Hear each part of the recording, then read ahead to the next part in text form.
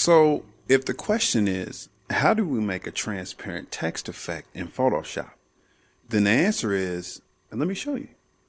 Check this out. Only thing we have to do, open up Photoshop, of course. We're going to need about 4 layers.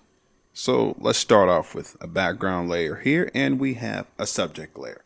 Now, be sure that your subject layer has a transparent background, which means there's no background.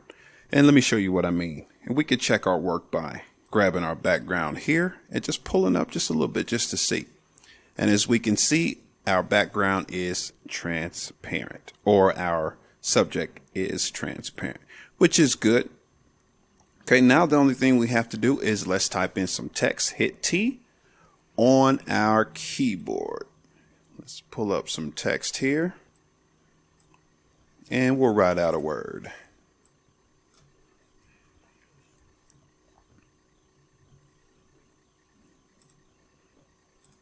That will work. Now I am going to resize this a little bit. The idea is to place this across the canvas here. Move it down just a little bit. I think that's a good place for kind of a lower third kind of look. Apply that.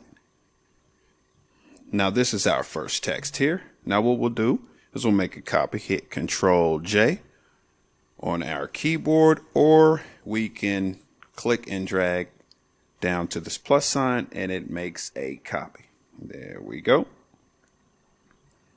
So this is number 2. So what we'll do with this one, while this is still selected, we'll right click on it and then we'll go up to convert to shape. All right, that's a shape now. The only thing we have to do is hit A on our keyboard here, and that pulls up the path selection tool. Okay, so only thing we have to do now is let's go up here and delete this fill. We don't need that. And then we'll go over here. We'll change it to about, at least for this particular size document, I believe 12.87 will work best on the stroke. And then we'll make the stroke white. Let me retype this. 12.87. That looks good. Okay. Now we can check our work here by turning off our original motivated layer there. And there we have it. So only thing we have to do now is let's take our original motivated layer and move this underneath our subject. Done. There it is. Now the only thing we have to do is let's link these layers together. Click on the original motivated, then hit Control and click on the copy. Now what we'll do, right click on that and hit link layers. The layers are linked, so now is where pretty much the magic happens.